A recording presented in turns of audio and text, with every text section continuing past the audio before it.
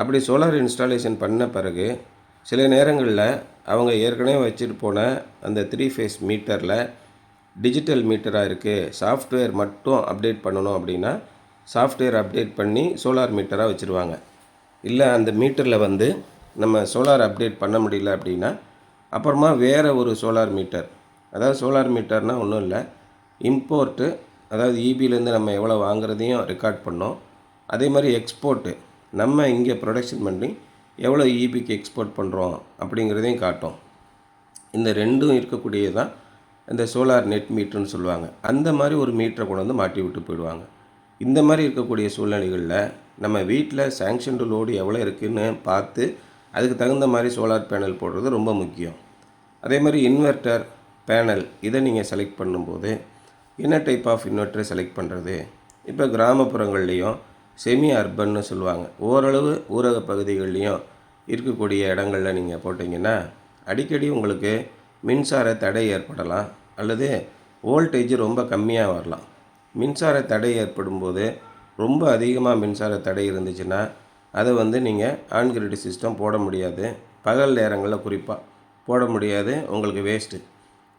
இப்போ வந்து நிறைய பேர் சோலார் போட்டுட்டாங்க, அதனால் பகல் உற்பத்தியில் எந்த டிமாண்டும் இல்லை. அப்படிங்கும்போது பகல் நேரங்களில் மின்தடை ஏற்படுவது ரொம்ப ரொம்ப குறைஞ்சிருச்சு. அதனால் பகல் நேரங்களில் ஆன்கிரிட் சிஸ்டம் போடுறதுல பிரச்சனை இல்லை. லோ வோல்டேஜ் வருது அப்படின்னா 170 வோல்ட்டு வந்துருச்சுன்னா ஆன்கிரிட் சிஸ்டம் வேலை செய்யாது. இந்த மாதிரி இருக்கக்கூடிய சூழ்நிலையில் 120 வோல்ட் வந்தாலும் வேலை செய்யக்கூடிய மாதிரி வைடு வோல்டேஜ் ரேஞ்ச் இன்வெர்ட்டர்ஸு நீங்கள் செலக்ட் பண்ணணும். அந்த மாதிரி செலக்ட் பண்ணால் தான் நிச்சயமாக நமக்கு வந்து சக்ஸஸ்ஃபுல்லாக இருக்கும்.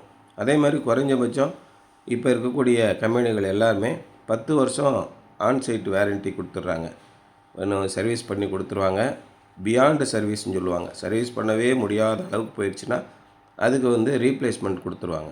இது எல்லாமே உங்கள் சைட்டில் வந்து அங்கேயே செக் பண்ணி அங்கேயே மாற்றி கொடுக்குற மாதிரி நீங்கள் இன்வெர்ட்டரை கழட்டி எங்களுக்கு அனுப்புங்க, அப்புறமா செக் பண்ணிவிட்டு உங்களுக்கு சொல்கிறோம், இந்த மாதிரிலாம் கிடையாது. ஆன்சைட் வேரண்டி 10 வருஷம். அது மாதிரி இருக்கும்போது நம்முடைய சோலார் பேனல் குறைஞ்சது 10 வருஷம் கண்டிப்பாக நல்லபடியாக உழைக்கும். இப்போ 5 கிலோவாட் போட்டுட்டோம் அப்படின்னா 10,000 ரூபா வரைக்கும் உங்களுக்கு கரண்ட்டு பில் வரக்கூடிய மாதிரி இருந்தால் கூட நம்ம கரண்ட்டு பில் வராது, ரொம்ப ரொம்ப கம்மியாக ஒரு 500 மட்டும்தான் வரும். இந்த மாதிரி இருக்கக்கூடிய சூழலில் 5 வருஷத்துலேயே உங்கள் முதலீட்டை நீங்கள் திரும்ப எடுத்துடலாம். அதுக்கப்புறம் வரக்கூடிய காலங்கள் அடுத்த 5 வருஷம் நமக்கு 100% ஃப்ரீயாக இருக்கும். ஒரு சிஸ்டத்தோட லைஃப் வந்து 20 வருஷமாக இருக்கும். மாதம் ஒரு முறை மட்டும் சோலார் பேனலை க்ளீன் பண்ணி வைங்க, நல்லா வேலை செய்யும்.